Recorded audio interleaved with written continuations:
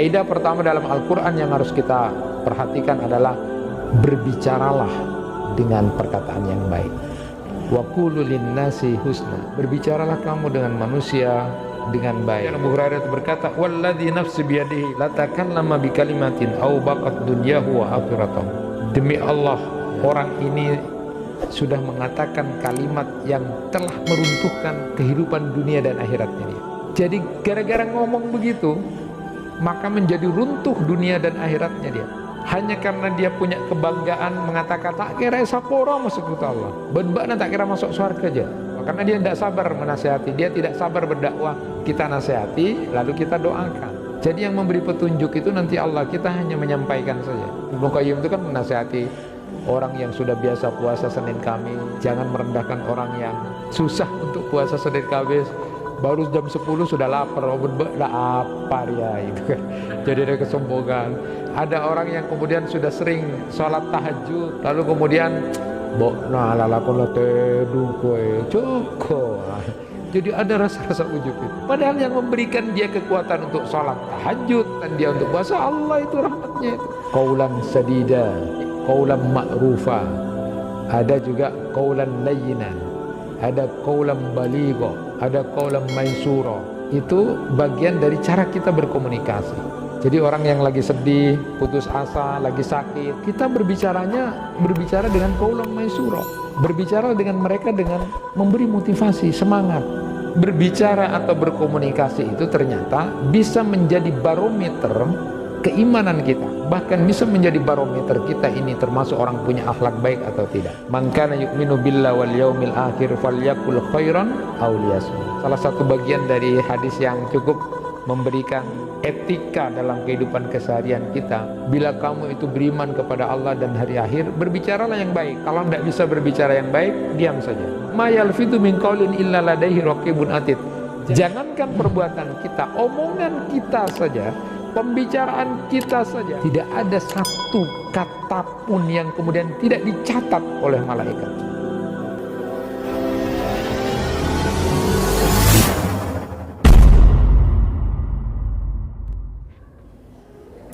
Assalamualaikum warahmatullahi wabarakatuh. Alhamdulillahi rabbil alamin, wa bihi nasta'inu ala umuri dunya waddin. Ashhadu an la ilaha illallah wahdahu la syarika lah, wa ashhadu anna Muhammadan abduhu wa rasuluh. Allahumma salli wa sallim ala nabiyyina Muhammad wa ala alihi wa ashabi ajma'in. Rabbi shrah li sadri wa yassir li amri wahlul 'uqdatam min lisani yafqahu qawli, amma ba'du. Bapak-bapak, ibu-ibu, jamaah kuliah maghrib yang dirahmati Allah, insyaallah mulai malam ini dan setiap malam Selasa, Senin petang ini kita akan mengkaji kitabnya Syekh Umar Al-Muqbil. Beliau menulis kitab itu yang sudah saya rangkum beberapa tentang kaidah-kaidah Al-Quran yang berisi tentang 50 hal yang diambil oleh beliau dari ayat-ayat Al-Quran untuk dijadikan rujukan dalam kehidupan pencerahan jiwa dan interaksi sosial kita.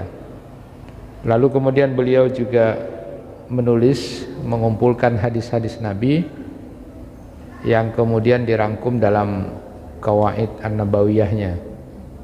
Jadi masing-masing ada 50 ayat dan 50 hadis yang dipakai untuk menjadi sebuah kaidah atau menjadi rujukan dalam pencerahan kejiwaan dan kehidupan keseharian kita.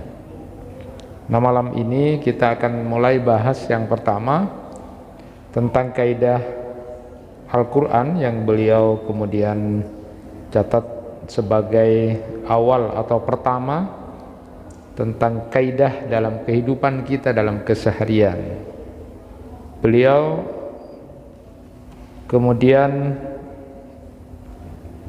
menyitir Quran surat Al-Baqarah ayat 83 sebagai ayat pertama yang dipakai menjadi sebuah kaidah Quran dalam kehidupan keseharian kita.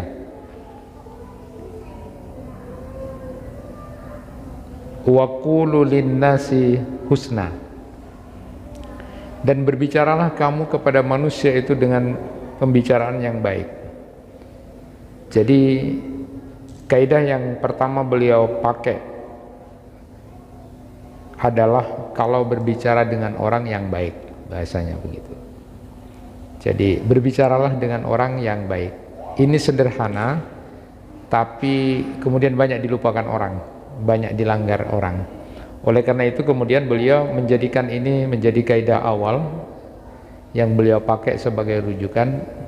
Berkatalah, berbicara kepada manusia dengan baik. Kita tahu bahwa kehidupan kita dalam keseharian ini menurut penelitian 75% dalam komunikasi kita itu banyak dengan ucapan. Jadi 75% dari kita bangun tidur sampai tidur lagi itu komunikasi. Dan komunikasi yang kita bangun itu adalah komunikasi lisan itu. Maka oleh karena itu hati-hati. Nanti kita akan bahas lebih dalam tentang itu, bahwa memang bicara kita dengan manusia itu harus menjadi perhatian. Al-Quran ternyata banyak mengajarkan tentang cara berkomunikasi dengan berbagai macam orang.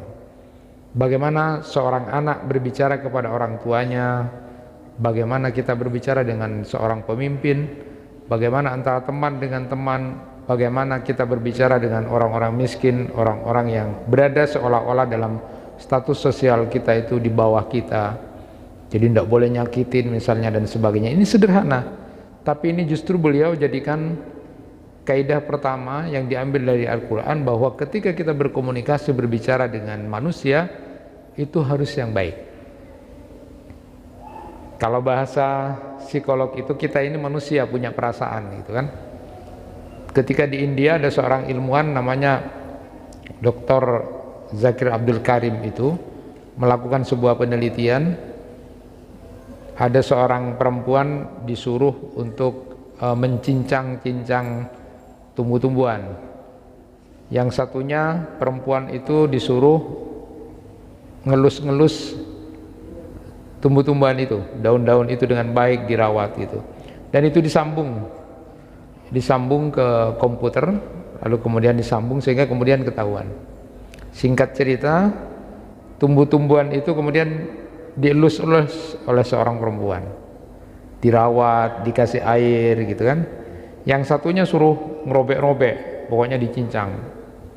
Ternyata hasil penelitian itu, ketika tumbuhan itu ditaruh di lab yang rusak maupun yang dirawat tadi itu, ketika disambung ke komputer itu, ternyata saat dua orang perempuan ini datang, yang pertama yang perempuan yang kemudian ngerawat itu, ternyata ketika disambung dengan tumbuhan itu muncul begini, jadi semacam selamat datang, selamat datang. Ini tumbuhan ini senang dengan kedatangan perempuan itu. Giliran perempuan satunya yang didatangkan, yang tadi merusak-rusak itu, ternyata di komputer itu begini-begini, jadi ngamuk gitu. Tumbuhan itu kayak bahasa kita, arama abok na donjo, abok na saya rusak gitu kan. Itu tumbuhan itu. Jadi tumbuhan saja punya perasaan itu, apalagi orang. Nah, lalu kemudian kita juga pernah tahu bagaimana penelitian seorang ilmuwan dari Jepang, Dr. Masaru Emoto itu, yang meneliti tentang air. Jadi air itu ketika diucapin kata-kata yang bagus, maka lalu kemudian membentuk kira-kira model-model molekul yang bagus gitu. Jadi ketika diucapkan kamu bagus, kamu adalah sesuatu yang baik, memberikan manfaat buat orang-orang. Jadi ketika diucapin yang baik, di situ tiba-tiba kemudian muncul partikel-partikel atau molekul yang kemudian bagus bentuknya. Jadi ketika diminum enak itu. Begitu sebaliknya ketika air itu dicoba dengan kata-kata yang kasar, kata-kata yang tidak baik, kata-kata yang menyakitkan, kamu kurang ajar, kamu bangsat, itu ternyata membentuk juga partikel molekul yang jelek, jahat. Artinya ketika diminum nanti jadi rusak tubuh kita itu. Hanya dengan minum itu. Sehingga kalau ada orang sekarang mengobati orang sakit dengan bacaan Al-Fatihah misalnya, dengan media air, itu akan masuk akal karena memang akan membentuk orang itu, kata-kata baik saja membentuk yang baik, apalagi itu adalah kalam Allah yang kemudian dengan air itu menjadi sebuah media. Nah, biasanya kadang-kadang ada orang yang mengobati orang sakit itu dengan media air, dengan bacaan-bacaan Al-Quran, dan itu memang masih relevan dan masih dibenarkan ya. Kemudian ketika diminum itu akan menjadi sebuah hal yang baik pada dirinya, bisa menjadi sebuah kesembuhan. Makanya kadang-kadang terus disambung seperti itu dengan wasilah air itu. Tapi memang harus yang dipercaya, ini air yang sudah benar-benar gitu kan. Jangan kemudian kan kita tidak tahu karena tidak pakai penelitian apakah kemudian yang dibacakan itu baik apa tidak. Nah, tetapi kita kemudian dengan tumbuhan dan air ini kita sudah bisa membaca bahwa ternyata ketika kita berbicara dengan orang, ketika kita berkomunikasi dengan orang, jangan menyakitkan, jangan merendahkan, jangan mencela, karena manusia itu punya perasaan. Maka kalau kemudian kaidah yang diambil pertama oleh Syekh Umar Al-Muqbil ini dalam kaidah Qur'annya itu, Quran surat Al-Baqarah 83 ini menjadi kaidah penting bahwa wa qulu linnasi husna. Berbicaralah kamu dengan manusia dengan baik, berbicaralah, berkomunikasilah dengan manusia dengan kata-kata yang baik. Bahkan di dalam Al-Quran itu banyak sekali ajakan-ajakan ketika kita berbicara, berkomunikasi itu dengan dialog yang baik. Sampai kemudian ciri-ciri orang yang disebut sebagai ibadur rahman itu, hamba kekasih Allah itu, di dalam Quran surat Al-Furqan ayat 63 itu kemudian disebutkan di antaranya wa idza khatabahumul jahiluna qalu salama. Bila mereka berbicara dengan orang bodoh, orang yang kemudian mungkin dengan kata-kata model badui gitu ya, kasar, keras. Nah, orang yang ibadur rahman ini menjawab dengan perkataan yang salim, menjawab dengan perkataan yang menyenangkan, masih bahasanya iyalah, yatina lah. Jadi tidak marah-marah gitu kan. Tetap dengan kalimat-kalimat selamat, kalimat yang menyenangkan, walaupun dikata-katai kasar, keras gitu kan. Nah, ini model orang yang disebut dengan ibadur rahman.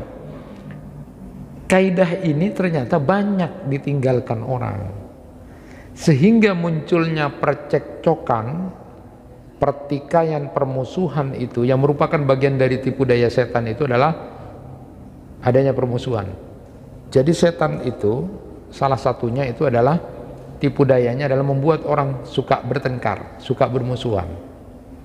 Sehingga kadang-kadang ini kita tidak sadar, sholatnya bagus, puasanya bagus, ininya bagus, tapi antara manusia itu dibuat musuh-musuhan, dan itu dianggap sesuatu yang di luar ibadah gitu kan. Pokoknya aku sholat, ngaji, puasa udah bagus sama Allah, urusan ini urusan lain dong. Jadi permusuhan ini sebenarnya adalah bagian tipu daya setan. Bermusuhan antara suami dengan istri, bermusuhan antara satu orang dengan yang lainnya, bermusuhan antara tetangga dengan tetangga yang lain. Itu merasa tidak bersalah, masih jauh, itu biasa itu.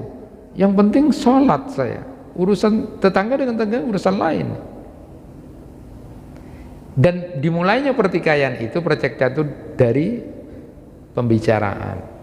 Maka kaidah ini menjadi penting, kata beliau, ditaruh yang pertama, wa qulu linnasi husna, karena kita ingin menjadi sesuatu yang baik dalam kehidupan ini. Nah, jemaah yang dirahmati Allah, saya ingin memberikan pengantar tentang kaidah ini. Saya ingin bacakan hadis Nabi. Rasulullah SAW bersabda, ini riwayat dari Abu Hurairah, an Abi Hurairah radhiyallahu anhu qala sami'tu Rasulullah sallallahu alaihi wasallam yaqul kana rajulani fi bani Israil mutawahiyain. Aku mendengar, kata Abu Hurairah, aku mendengar Rasulullah sallallahu alaihi wasallam pernah kemudian bercerita, dulu itu di waktu Bani Israel itu ada dua orang yang bersaudara. Fakana ahaduhuma yudnib. Salah satu di antara dua orang bersaudara ini suka berbuat maksiat, satunya itu suka berbuat maksiat, suka berbuat dosa gitu. Wal akhar mujtahidun fil ibadah. Satunya lagi, saudaranya yang satu ini rajin beribadah.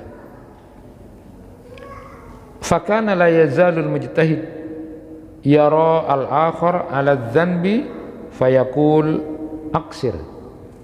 Nah, saudaranya ini yang rajin beribadah ini selalu sering melihat saudaranya yang berbuat dosa ini, terus dilihat, dan setiap melihat saudaranya yang berbuat salah atau dosa ini lalu kemudian dikatakan aksir, ambu, berhenti gitu, jangan berbuat dosa lagi begitu.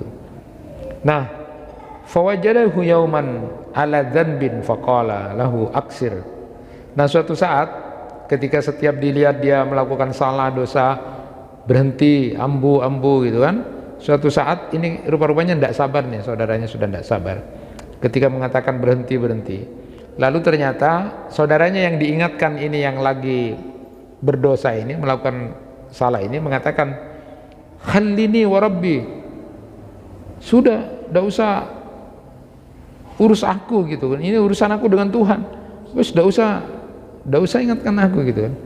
Dinasehati itu kan bitibi urusan tinang kok urusan, sampai mengatakan Abu Ista alayya raqiba, kamu itu diciptakan jadi pengawas nangko apa berema gitu kan, sampai segitunya dia. Lalu kemudian fakola, ini saudaranya yang suka beribadah ini tak sabar, nggak sabaran, lalu kemudian mengatakan pegel dia, wallahi la yakfirullahu laka aula yudkhilukallahu jannah. Lalu kemudian dia mengatakan, demi Allah bakna tak kira sapora masuk Gusti Allah, bakna tak kira masuk swarga bakna. Nah, marah itu, pegel, bakna tak kira sapora dia lah, bakna tak kira masuk swarga. Ya. Nah, ini yang kemudian menjadi peringatan. Nanti ada, jadi kalimatnya mengatakan itu hati-hati, bakna tak kira sapora mesti kota, bakna tak kira masuk swarga dia. Ini omongannya saudaranya yang rajin ibadah itu. Faqabada arwahahuma, lalu kemudian singkat cerita dua orang ini kemudian meninggal dunia ya. Ketika sudah meninggal dunia, fajtama'a inda rabbil alamin, dan ketika sudah menghadap di akhirat gitu, menghadap Allah di akhirat, jadi ceritanya sudah keduanya meninggal dunia, pada titik tertentu mereka mati, meninggal, dan ketika sudah di akhirat kemudian faqala lihadal mujtahid, lalu Allah bertanya kepada orang yang dulu waktu di dunia ini rajin, yang tadi itu rajin beribadah itu, akunta bi aliman, bakna tahu engkau aja no. Jadi Allah itu bertanya, bakna tahu engkau. Jadi kan Allah itu kan maha luas ampunannya, maha luas ampunannya. Bisa jadi orang yang tadi itu berbuat jahat dosa itu di akhir hidupnya lalu kemudian sadar, sesadar-sadarnya, dan dia kemudian menyesal kepada Allah, dan diceritanya itu seperti itu. Jadi Allah itu salah satunya mencintai orang yang bertaubat. Makanya di dalam kitabnya Syekh Al-Khalafi itu ketika membahas ahbabullah, kekasih-kekasih Allah itu, salah satu yang kemudian disebut pertama kali itu adalah orang yang bertaubat, dicintai Allah. Karena memang ayatnya jelas, innallaha yuhibbut tawwabin wa yuhibbul mutatahhirin. Jadi orang yang suka bertobat, ahli taubat itu dicintai oleh Allah. Nah, ini rupa-rupanya dalam cerita ini saudaranya yang tadi berdosa itu lalu kemudian dalam akhir hidupnya itu bagus, dia bertaubat kepada Allah. Sedangkan saudaranya yang kemudian beribadah ini merasa dia bangga dengan amalnya itu. dia sudah jadi orang baik, keren gini kan gitu. Dia bangga, dia ujub, dan itu sesuatu yang membahayakan. Nah, ketika itu ditanya Allah bertanya kepada yang rajin, "Bana tongko," katanya. Atau sampai mengatakan, "Au kunta ala ma fi yadi qadira." Apa kemudian kamu itu berkuasa atas apa yang aku punyai, katanya. Bahasanya yang tadi itu, "Mak, bana saya tahu. Mak lebih tahu tentang soal surga dan neraka itu." Lalu kemudian Allah Subhanahu wa taala berkata, wa qala lil mudnib, yang dulu pernah berdosa di dunia ini lalu kemudian dia bertobat, idhab fadkhulil jannah birahmati, masuk kamu ke surga dengan rahmatku, kata Allah. Ya, karena dia itu yang berdosa itu tadi kemudian bertobat, akhirnya dia dicinta, masuk kamu ke surga dengan rahmatku. Lalu kemudian wa qala lil ahar, lalu kemudian mengatakan kepada orang yang merasa bangga dengan kebaikan-kebaikannya di dunia itu, idhabu bihi ilan nar, masuk kamu ke neraka, kata Allah Subhanahu wa taala. Qala Abu Hurairah, sampai kemudian Abu Hurairah itu berkata, walladzi nafsi biyadihi la takallama bi kalimatin aw baqat dunyahu wa akhiratahu. Demi Allah, ya, demi jiwaku yang ada di tangan Allah itu, orang ini sudah mengatakan kalimat yang telah meruntuhkan kehidupan dunia dan akhiratnya dia. Jadi gara-gara ngomong begitu, maka menjadi runtuh dunia dan akhiratnya dia. Hanya karena dia punya kebanggaan mengatakan, "Be'na tak kira esapora mesti Gusti Allah." Karena dia tidak sabar menasihati, dia tidak sabar berdakwah, dia tidak sabar kemudian menyampaikan sesuatu. Tak kira esapora mesti Gusti Allah. Ben-be'na tak kira masuk surga aja. Seperti itu. Nah, kira-kira kalau dalam kehidupan keseharian ini kan sederhana. Bagaimana seorang ibu tak cubet gitu ya, pegel ke anaknya, mun bo tak kira. Oh, tidak usah begitu, tidak usah begitu. Harus sabar, harus sabar. Sama seperti ketika Nabi Yunus, ya, yang kemudian sampai diuji dimakan ikan itu karena tidak sabar gitu ya dengan umatnya yang bebelnya bukan main. Maka seorang ibu, seorang bapak kepada anaknya juga harus sabar. Ya, harus sabar. Tetap harus mengatakan kata-kata yang baik. Nah, ini adalah hadis sahih yang dikeluarkan Abu Daud dalam Sunan Abu Daud, hadis ke 4901. Jadi kalau kita coba ambil beberapa pelajaran, pertama bahwa hak persaudaraan itu tetap ada untuk saling nasihat menasihati. Kita ini boleh saling nasihat menasihati, dan ini adalah hak kita masing-masing, boleh saling menasihati. Ketika ada saudara kita yang berbuat salah, berhenti, ambu, stop gitu kan. Ada saudara kita yang curang dalam menimbang barang dagangan itu, tapi tidak usah beritahu, ambu, dosa. Nah, boleh itu nasihat. Ngelihat ada saudaranya, temannya yang suka nonton film porno itu, ambu, tapi tak usah disebarkan, arwah, tidak usah, ambu, stop gitu ya. Boleh, itu hak persaudaraan. Nah, nasihat itu tetap harus kita lakukan, tidak boleh berhenti sambil kita berdoa, ya. Jadi yang memberi petunjuk itu nanti Allah, kita hanya menyampaikan saja. Seorang ibu, seorang bapak pada anaknya, tetangga dengan tetangganya, kerabat dengan kerabatnya, itu kewajiban saling menasihati itu terus sambil kemudian berdoa. Kemudian berikutnya, menasihati itu jangan sampai dengan marah. Menasihati dengan marah sampai kemudian mengatakan kata-kata yang bisa meruntuhkan, bukan hanya sekedar ucapan yang menyakitkan dan merendahkan, bahkan dunia dan akhiratnya bisa runtuh.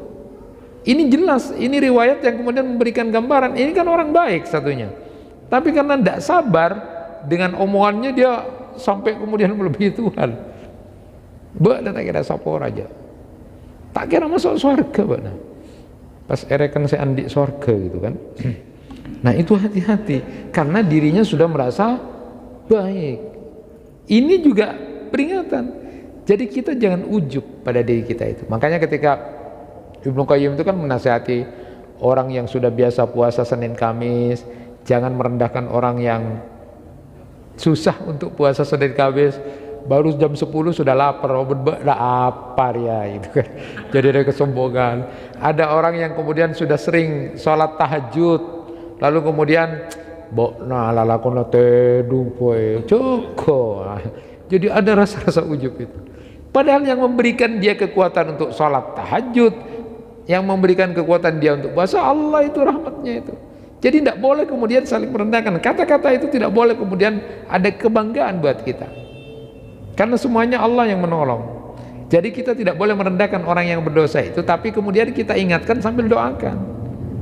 Jangan direndahkan, tapi kita nasihati lalu kita doakan. Nah, berdasarkan riwayat ini hati-hati ya, supaya kita tidak terjebak dalam ujub itu. Nah, kalau ujub itu berbahaya. Makanya kaidah tentang waqulu linnasi husna itu tidak main-main, penting. Karena memang setiap hari 75% kehidupan kita adalah berbicara atau berkomunikasi. Dan memang penting juga bahwa komunikasi yang kita bangun ini memang harus aktif ya, aktif positif. Ada dulu penelitian di Amerika itu, rumah sakit Amerika kepada sekitar hampir 1000 orang diteliti selama 10 tahun itu. Intinya adalah bahwa orang yang punya komunikasi yang baik, bicaranya yang baik dengan siapapun yang dia temui dengan baik dan dia aktif, maka orang yang suka berkomunikasi yang baik ini membangun silaturahim dengan komunikasi itu 4 kali lebih kehidupannya lebih sehat daripada orang yang cuma berdiam diri, apalagi metem-metem neng sampai tapi pakun alerek seboci sedendam sepanang-nang itu ya, temu-temu pas mati stroke gitu kan, gara-gara tak aja itu. Jadi tidak ada sosialnya itu. Pas neng lah cu.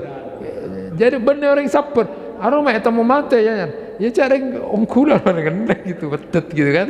Jadi orang yang punya komunikasi sosial yang baik dengan catatan baik, komunikasi sosial itu 4 kali lebih sehat anggota tubuh dalamnya, jantungnya dan sebagainya daripada orang yang kemudian tidak punya kemampuan komunikasi sosial yang baik. Artinya komunikasi sosial yang baik itu silaturahim itu kalau dalam bahasa. Baik dia nyapa ya. Jadi kalau tiba-tiba ada orang padahal lo tak baca aja ya neng-nengnya, tiba-tiba mana yang lah itu bahasanya bahasa segitu. Bisa jadi mungkin dia banyak ditanami, mungkin ya, walaupun betul bahwa nanti dalam konteks pembicaraan itu dia mungkin mendendam, membenci, atau kemudian tak seneng, mangkok cara dia, tak pede. Ya akhirnya secara kejiwaan dan fisik tiba-tiba is dead gitu. Nah ini juga pernah ada dilakukan penelitian dulu di zaman Raja Gregorius itu. Raja Gregorius itu kemudian meneliti betul bayi-bayi yang dilahirkan itu kemudian ditaruh di satu tempat ya, kalau bahasa kita di lab gitu kan, disuruh ibunya datang untuk menyusui saja, meneteki saja, tapi tidak diajak bicara. Jadi ketika nangis ditetekin ya, dikasih sudah air susu dari ibunya, tapi tidak diajak bicara. Ternyata 1 tahun setelah itu bayi-bayi ini meninggal dunia semuanya karena tidak ada komunikasi. Jadi kalau dalam Quran surat Ar-Rahman itu wa'allamahul bayan, kita yang ngajari kita ngomong ini kan Allah. Maka boleh kita berbicara karena itu adalah bagian dari kefitrahan kita untuk berkomunikasi. Kita kan bagian dari syukurnya kan kita tidak pernah belajar antara satu dengan yang lain, bersepakat bahwa ini meja, ini buku. Kalau dalam bahasa Indonesia tidak ada yang mengajari dulu, Allah yang mengajari. Kalau di tempat lain, di negara lain itu berbeda. Siapa yang ngajari? Tidak ada itu.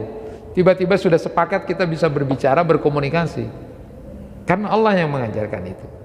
Nah bagian dari ini ternyata nanti di dalam Al-Quran memang ada bentuk komunikasi yang dibangun dengan orang-orang yang ada di sekitar kita. Jadi kalau di dalam Al-Quran itu nanti pakai bahasa komunikasi dengan namanya ada yang qaulan sadida, ada nanti qaulan ma'rufa, ada juga qaulan layyinan, ada qaulan baligha, ada qaulan maisura ya. Itu bagian dari cara kita berkomunikasi ya.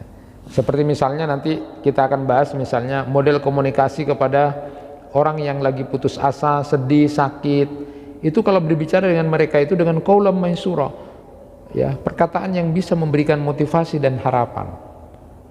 Jadi orang yang lagi sedih, putus asa, lagi sakit, kita berbicaranya berbicara dengan qaulan maysura. Itu dalam Al-Quran diajarkan begitu. Berbicara dengan mereka dengan memberi motivasi, semangat, supaya kemudian dia optimis, yakin. Jangan pakai qaulan sadida ya, pakai komunikasinya tegas, jelas gitu kan. Bahasanya ketika dia sudah tahu sakit ini, lalu kemudian kita bicara tegas. Pada ben tatang kenang kok persis bakna mate terlari pas, tapi bakna pas sabar itu terlalu tegas. Jangan ya, harus qaulan maysura. Jadi memberikan motivasi, dorongan. Enggak, masalah itu gini, kamu tidak usah sedih. Banyak kok keajaiban itu mereka. Allah itu kan yang memberikan sembuh. Tidak usah terlalu terbebani. Itu kan cuma memang sudah waktunya. Tidak usah dibahas. Jadi terus disemangati. Ada seorang anak juga berbicara dengan orang tuanya dengan qaulan karima. Berbicaralah dengan bahasa memuliakan. Nah, sekarang kan bahasa-bahasa anak-anak pada orang tuanya tidak ada yang memuliakan memang. Rata-rata sudah seperti temannya. Pak, berapa pak? Tidak ada sudah. Jadi bahasa qaulan karima itu tidak ada sudah. Lah, ini kayaknya sederhana, tapi kaidah yang pertama waqulu linnasi husna ini banyak ditinggalkan sudah. Padahal, mari kita perhatikan. Berbicara atau berkomunikasi itu ternyata bisa menjadi barometer keimanan kita, bisa menjadi barometer keislaman kita, bahkan bisa menjadi barometer kita ini termasuk orang punya akhlak baik atau tidak. Di dalam hadis Rasulullah SAW disebutkan misalnya dalam barometer iman, itu riwayat dari Abu Hurairah.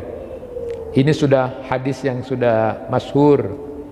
Man kana yu'minu billahi wal yaumil akhir falyakul khairan aw liyasmut. Salah satu bagian dari hadis yang cukup memberikan etika dalam kehidupan keseharian kita. Bila kamu itu beriman kepada Allah dan hari akhir, berbicaralah yang baik. Kalau tidak bisa berbicara yang baik, diam saja. Yang lanjutan hadis ini kan, man kana yu'minu billahi wal yaumil akhir falyusin jarah. Berbuatlah yang baik dengan tetangga kamu. Falyukrim dhaifa, muliakan tamu.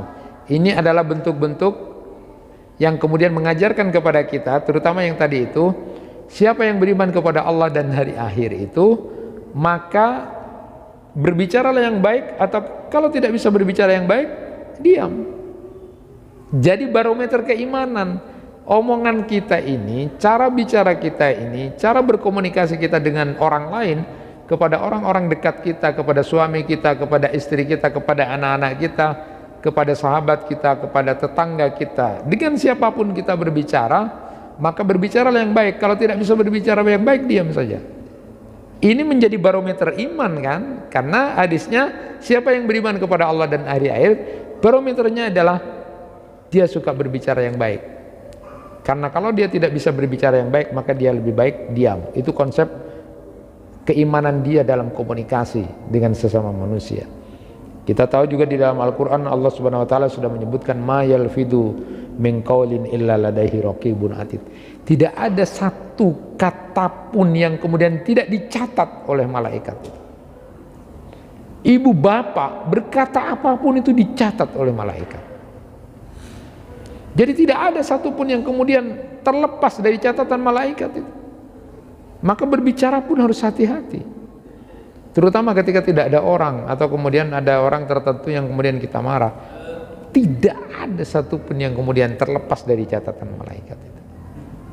Jadi kalau bukunya Raymond Moody yang kemudian suka dijadikan rujukan itu, Life After Death itu, hidup sesudah mati itu, ya.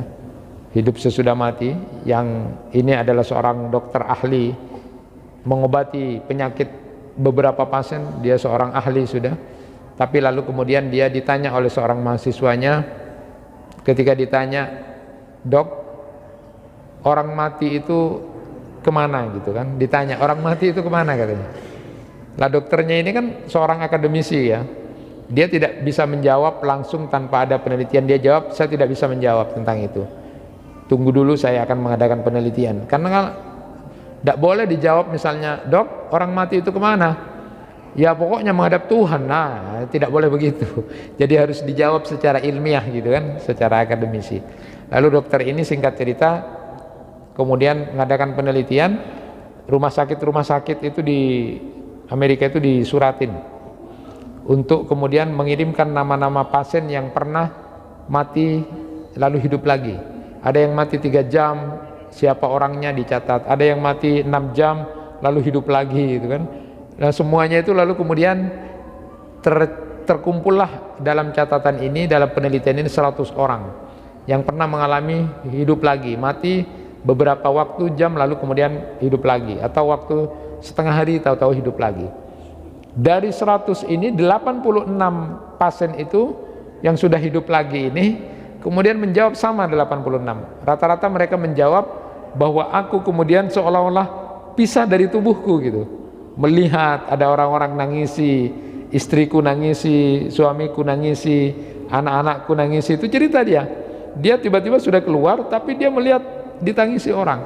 Lalu dia singkat cerita lalu ke sebuah lorong yang gelap, tapi ketika memasuki lorong yang gelap itu semua cerita hidupnya dalam waktu singkat, mulai dari sejak lahir sampai kemudian ditangisi itu semuanya terlihat dengan jelas, termasuk omongannya dalam waktu singkat. Jadi ini nanti kita kaji dalam, ada Pak Agus Mustafa itu mencatat tentang jejak sang nyawa, lalu lorong sekaturul maut. Tapi itu agak ngeri-ngeri juga gitu kan. Tapi itu dunia yang masih belum ya. Tapi ini kan penelitian. Setelah ditanya semuanya mengakui begitu. Cuma 14 orang aja yang agak nyimpang-nyimpang dikit, tapi 86 orang sama. Ini artinya bahwa kita ini tidak terlepas mayalfidu min qaulin illa ladaihi raqibun atid. Jangankan perbuatan kita, omongan kita saja, pembicaraan kita saja. Saya kadang-kadang itu dicatat itu ada. Ketahui. Saya kadang-kadang mikir, ya Allah, betapa malunya kita kalau kemudian ngamuk, marah, ngerasa ada orang itu dengan soknya kita segala macam. Astagfirullah itu kan.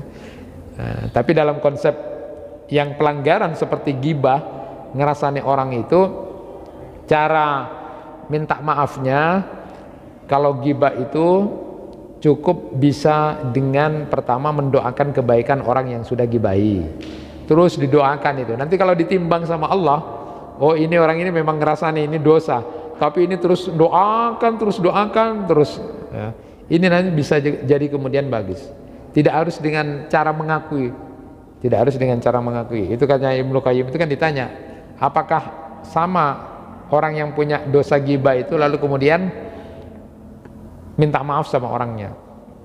Katanya Ibnu Qayyim, kalau itu bermanfaat dan tidak jadi masalah tidak apa-apa, tapi kalau akan jadi masalah baru, ambu, cukup dengan mendoakan kebaikan pada orang yang digibahin ini dengan cara, ya Allah ampuni dosa dia, berikan dia keselamatan, berikan, pokoknya doakan yang kita rasani, lalu kemudian kita bicarakan baik-baiknya orang ini di tempat kita ngerasani orang itu. Jadi di tempat orang yang ngerasani itu kita ceritakan yang baik-baik sambil didoakan, itu bisa jadi imbang. Dan tidak harus dengan datang lalu kemudian menceritakan. Itu kalau jadi masalah baru, misalnya begini, engkau sapora ya, engkau sapena saya abela ka ano, betina bakna ya, wah itu jadi masalah lagi itu. Jadi katanya Ibnu Qayyim, cukup dengan mendoakan lalu berbicara yang baik setelah itu, ya itu sudah dianggap cukup. Kalau ada ulama yang kemudian mengatakan itu hak adami harus minta maaf juga ya, maka dianalogkan seperti hutang piutang. Jadi kalau hutang itu cukup kemudian pas andi otang tak bejer, harus tetap dibayar. Logikanya kan begitu ya. Tidak cukup kemudian engkau sapora ya tak bisa majer terus gitu kan, terus tak majer andi pesnya, itu tetap itu harus tetap dibayar gitu kan. Nah analognya seperti itu. Tapi Ibnu Qayyim menyatakan ini beda. Kalau hutang itu memang benda harus dibayar, tapi kalau ini selama kemudian itu bisa kemudian ditutup untuk sebuah manfaat kebaikan, tidak ada mudarat yang muncul setelah itu, maka lebih baik cukup dengan mendoakan dan membicarakan kebaikan-kebaikan dia di tempat yang kita rasani jeleknya itu. Nah ini kan bagian cerita penting ya. Jadi kalau ibu-ibu dengar seorang ibu kemarin lah arasani coba itu Satya mak rasanya bagus ya, berarti dia dengar ceramah gitu kan, dengar ceramah kok takut dosa ya. Jadi membicarakan kebaikan di tempat dia biasa bercerita kejelekan orang ini. Jadi barometer komunikasi kita dengan orang itu dilihat sebagai barometer iman. Yang kedua, bicara baik kita itu adalah merupakan barometer keislaman kita. Rasulullah sallallahu alaihi wasallam bersabda, min husni islamil mar'i tarkuhu ma la ya'ni. Tanda baiknya Islam seseorang itu adalah meninggalkan apa yang tidak bermanfaat. Para ulama hadis itu kemudian menyebut yang dimaksud dengan meninggalkan yang tidak bermanfaat ini lebih kecenderungannya kepada ngomong-ngomong yang sia-sia atau ngomong-ngomong yang nyakitin, merendahkan dan sebagainya. Jadi tanda bagusnya Islam seseorang itu adalah dia tidak suka kemudian berbicara atau berkata kasar atau kemudian menyakiti, merendahkan atau mencela seseorang. Itu jadi barometer iman, barometer Islam kita bisa dilihat dari komunikasi kita dengan orang. Kalau bicara kita itu santun, beradab, tidak keras, tidak kasar, penuh dengan kelembutan dan itu ada ukurannya, maka itu adalah barometer iman dan barometer keislaman kita. Bahkan banyak yang kemudian jatuh karena pembicaraan. Ketika Rasulullah SAW ditanya, ma aksaran nas annar, apa yang membuat banyak manusia masuk neraka itu, lalu kemudian Rasulullah menjawab, al-fam wal farj, karena mulutnya dan kemaluannya atau kehormatan. Itu yang bisa memperbanyak orang masuk neraka. Salah satunya disebutkan karena al-fam itu. Dan kita juga sudah pernah dengar hadis yang sudah masyhur juga, wal yakubbun nas finnar ala wujuhihim au ala manakirihim illa hasaida al-sidatihim. Tidaklah manusia itu disungkurkan ke dalam neraka di atas muka atau hidung mereka, melainkan karena hasil ucapan lisan mereka. Dan kita sudah banyak yang kemudian paham tentang masalah apa yang kaitannya dengan masalah bicara atau pembicaraan ini. Bahkan banyak sekali hadis-hadis Nabi yang ketika minta nasihat kepada Rasulullah SAW berkaitan dengan nasihat-nasihat itu semuanya hampir rata-rata banyak tentang lisan. Ketika ada seorang yang bertanya, Uqbah bin Amir itu pada Rasulullah, ya Rasulullah, man najah? Qala amsik alaika lisanak wala yansa'ka baitik wabki ala khati'atik. Ya Rasul, apa yang namanya keselamatan itu? Beliau kemudian menjawab, jaga lisanmu, hendaklah rumahmu membuatmu lapang, lalu menangislah karena dosa-dosamu.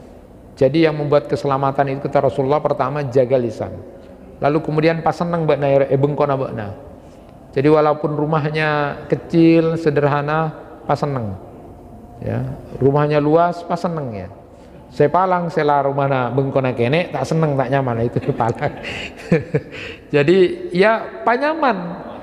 Nah, rumah itu menjadi nyaman karena suasana batinnya. Itu kalau dalam bahasa Inggris itu home, bukan house gitu. Jadi bedanya house dengan home itu kan, kalau house itu lebih kepada bangunan-bangunan fisik, rumah kita besar, bangunannya kuat, itu house. Tapi kalau home itu adalah suasana batin. Maka kalau anak tidak betah di rumah disebut broken home, tidak disebut broken house, tapi broken home. Bapaknya tidak betah di rumah karena ibunya suka marah-marah, itu bapaknya broken home. Jadi tugas seorang ibu adalah membuat tenang bapak di rumah. Jadi senang di rumah itu bagus itu. Nah, kemudian kalau Abu Musa al-Ansari itu pernah bertanya kepada Nabi, qultu ya Rasulullah, ayyul muslimin afdal? Orang Islam yang paling bagus itu gimana? Kata seorang sahabat bertanya, Abu Musa al-Ansari ini bertanya kepada Rasulullah, orang muslim yang paling utama itu apa? Qala man salimal muslimun min lisani wa yadi. Orang yang kemudian, orang Islam yang paling bagus itu orang yang kemudian selamat dari omongannya dan perbuatannya. Jadi orang mentakok kau orang engkau lesu atau murah dekik selenyale anu engkau, itu bahaya. Itu sudah muslimnya tidak bagus itu. Tapi kalau datang engkau senang atau murah, pastilah bakno bagus. Nah, itu orang yang ini barometernya seperti itu. Nah, Bapak dan Ibu, ini sudah dekat Isya. Jadi sebenarnya konsep Al-Qur'annya yang 6 itu saya singkat-singkat saja, sedikit saja. Jadi ini sebenarnya masih panjang. Jadi konsep Islam itu pertama qaulan sadida. Jadi kalau berbicara itu harus jujur dan benar. Jujur benar itu pada saat di mana ya, dalam kehidupan kita, tegas pada saat di pengadilan, pada saat kita sesuai dengan apa yang kita bicara, itu namanya qaulan sadida. Orang yang berkata qaulan sadida ini sering di khutbah Jumat itu, ya ayyuhalladzina amanu taqullaha wa qulu qaulan sadida. Orang yang berbicara jujur benar, kalau dalam bahasa strike to the point ya, langsung pokok bagus, itu strike to the point, itu orang yang berbicara benar, jujur itu, maka Allah akan jamin orang ini yuslih lakum a'malakum, akan diperbaiki amalnya dan diampuni dosanya. Dia akan diperbaiki oleh Allah. Orang yang memang selalu ngomong jujur dan benar itu akan diperbaiki amalnya, lalu kemudian diampuni oleh Allah. Jadi orang-orang seperti ini betul-betul akan ditolong oleh Allah. Yang kedua ada qaulan ma'rufa. Kalau berbicara yang baiklah, sesuai dengan kehidupan. Jadi kalau kehidupan sini adat-adat istiadatnya, ini kata-kata yang baik ini adalah qaulan ma'rufa. Kita diperintah untuk berbicara yang baik-baik. Tidak pantas orang tua berbicara sama anak kecil, bicara tentang ini, bek na cong, karena SD dekik mau nakabin cong, minta ke bapakna, para aja, tidak pantas, itu tidak qaulun ma'rufa. Jadi ada kepantasan-kepantasan yang harus kita, kalau kita berkomunikasi adalah qaulun ma'rufa. Ada kemudian qaulan layyina, berbicara yang lembut. Bahkan Allah menyuruh Nabi Musa dan Harun itu berbicara kepada Fir'aun dengan qaulan layyina. Itu yang membuat seorang tabi'in kemudian menangis ketika membaca ayat Allah memerintahkan Musa dan Harun berbicara kepada Fir'aun yang sudah enggak karu-karuan itu, sudah zalimnya luar biasa, suruh berbicara dengan qaulan layyina. Sampai nangis dia. Bagaimana lalu aku berkomunikasi dengan istri saya yang dia sudah banyak berkorban dan berbuat baik pada saya, tapi kok saya menganggap istri saya seperti Fir'aun? Mungkin kurang ajar itu kan. Atau kemudian karena kasar, baklar setiap orang esoro. Allah itu menyuruh Nabi Musa dan Harun itu berbicara kepada pemimpin yang zalim itu, jahat, pakai layinan. Coba sentuh hatinya. Dia menangisnya itu, ini Allah menyuruh Nabi Musa dan Harun yang jelas-jelas pemimpinnya zalim luar biasa, sudah menjadi Tuhan, mengaku dirinya Tuhan, suruh layin. Lah bagaimana dengan anakku? Bagaimana dengan istriku? Bagaimana dengan tetanggaku yang mereka orang-orang masih dalam standar baik? Tapi kok saya menganggap istri atau suami seperti Fir'aun kan? Anak seperti itu kan, itu kurang ajar itu. Jadi itu yang membuat kemudian dia terharu dengan ada qaulan baligha. Qaulan baligha itu kalau ngomong itu yang menyentuh ketika nasihatin, sentuh hatinya. Setelah itu qaulan baligha. Kapan? Ada qaulan maisura. Qaulan maisura itu sudah saya sampaikan tadi, memberi optimis pada orang-orang yang sakit, sedih, putus asa, kita berikan motivasi ya. Dan qaulan karima, bicara seorang anak pada orang tua, kepada orang yang lebih sepuh dengan pembicaraan-pembicaraan yang mulia. Intinya, kaidah pertama dalam Al-Qur'an yang harus kita perhatikan adalah berbicaralah dengan siapapun dengan perkataan yang baik. Ini banyak dilanggar dan banyak tidak dipatuhi. Kaidah yang sangat sederhana, tetapi sesungguhnya dengan komunikasi itu adalah barometer iman kita, keislaman kita, akhlak kita, dan banyak orang yang jatuh karena pembicaraan. Itu yang bisa disampaikan, mudah-mudahan bermanfaat. Kurang dan lebihnya mohon maaf. Wassalamualaikum warahmatullahi wabarakatuh.